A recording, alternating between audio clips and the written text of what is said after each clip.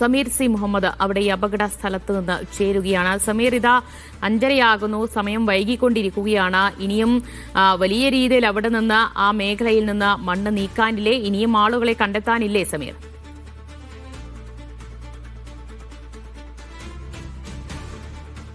ദിവ്യ, ഇനി 5 പേരെ കൂടി കണ്ടെത്തേണ്ടതുണ്ട്. അതിന്റെ ഭാഗമായിക്കൊണ്ടുള്ള തിരച്ചിലാണ് എനിക്ക് തൊട്ടുപിറകെയായിക്കൊണ്ട് നടന്നുകൊണ്ടിരിക്കുന്നത്. ഒപ്പം തന്നെ ആ ഭാഗത്ത് വലിയ രീതിയിൽ മണ്ണ് അടിഞ്ഞു കൂടിയിട്ടുണ്ട്. ആ മണ്ണ് നീക്കാനുള്ള പ്രവർത്തനങ്ങളും പുരോഗമിച്ചുകൊണ്ടിരിക്കുകയാണ്.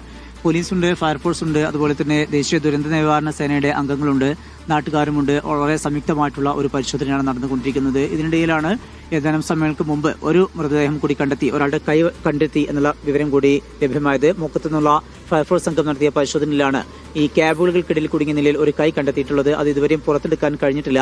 അത് പുറത്തെടുക്കാനുള്ള ശ്രമങ്ങൾ ഇപ്പോഴും തുടർന്നുകൊണ്ടിരിക്കുകയാണ്. ഈ ഭാഗത്തൊക്കെയുള്ള ആളുകളെയൊക്കെ തന്നെ ഇവിടുന്ന് മാറ്റിയിട്ടുണ്ട്. ഒപ്പം തന്നെ നമുക്കിപ്പോൾ കാണാം, പുഴയിൽ നല്ല കുത്തൊഴുക്ക് ഉണ്ട്, നല്ല രീതിയിലാണ് വെള്ളം ഒഴുകിക്കൊണ്ടിരിക്കുന്നത്. അതുകൊണ്ട് തന്നെ ഈ ഭാഗം കേന്ദ്രീകരിച്ചുകൊണ്ടുള്ള പരിശോധന കൂടി ഇപ്പോൾ ആരംഭിച്ചിട്ടുണ്ട്.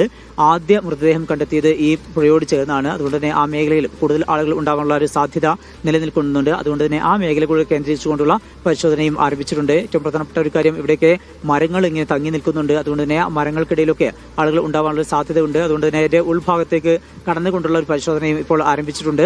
ആ ഭാഗങ്ങളൊക്കെ വളരെയേറെ അപകട സാധ്യതയേറിയ പ്രദേശമാണ്. അതുകൊണ്ട് തന്നെ വളരെ കരുതലോടും ജാഗ്രതയോടും കൂടെയുള്ള പരിശോധനയാണ് ഇപ്പോൾ ഉദ്യോഗസ്ഥരുടെ ഭാഗത്തു നിന്ന് നടന്നുകൊണ്ടിരിക്കുന്നത്.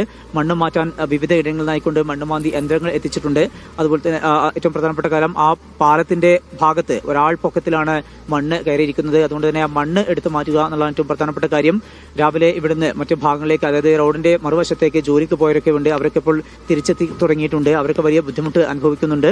ഏതായാലും അവരൊക്കെ ഇങ്ങോട്ട് എത്തിക്കുക, അതുപോലെ ഈ ഗതാഗതം പുനഃസ്ഥാപിക്കുക എന്നുള്ള ലക്ഷ്യം കൂടിയുണ്ട്. ഒപ്പം തന്നെ കാണാതായവർക്ക് വേണ്ടി ഈ JCB ഉപയോഗിച്ചുകൊണ്ടുള്ള ഈ തെരച്ചിൽ കൂടി നടക്കുന്നു. അതുപോലെ ഉദ്യോഗസ്ഥരുടെ ഭാഗത്തു നിന്നുള്ള തിരച്ചിലുമുണ്ട്. ഏതായാലും വലിയൊരു അപകടം തന്നെയാണ് ഉണ്ടായിട്ടുള്ളത്. ഒരു മേഖല ഒന്നാകെ ഇടിഞ്ഞ് താഴേക്ക് വന്നിരിക്കുകയാണ്. ആ മണ്ണ് ഇടിഞ്ഞു വരുന്നു. അതോടൊപ്പം തന്നെ നേരത്തെ ഇളകിക്കിടന്നിരുന്ന മണ്ണുണ്ട്, അതുകൂടി താഴേക്ക് പതിക്കുന്നു. അങ്ങനെയാണ് വലിയ അപകടം ഉണ്ടായിരിക്കുന്നത്. നമ്മൾ ഇപ്പോൾ കാണുന്ന ഈ ഭാഗത്ത് ഒരു ചെറിയ പള്ളി ഉണ്ടായിരുന്നു. ആ പള്ളിയുടെ ഭാഗങ്ങളൊന്നും തന്നെ നമുക്കിപ്പോൾ കാണാനാവുന്നില്ല. അതുപോലെ തന്നെ നമ്മുടെ ഈ ദൃശ്യങ്ങൾ കാണുന്ന ഈ വീടിന്റെ മറുവശത്ത് വലിയ രീതിയിലുള്ള നഷ്ടങ്ങൾ ഉണ്ടായിട്ടുണ്ട്. ആ വീട്ടിൽ ഉള്ളവർ ഇപ്പോൾ വിദേശത്താണ്. അതുകൊണ്ടാണ് വലിയ ഒരു ദുരന്തം ഒഴിവായിരിക്കുന്നത്.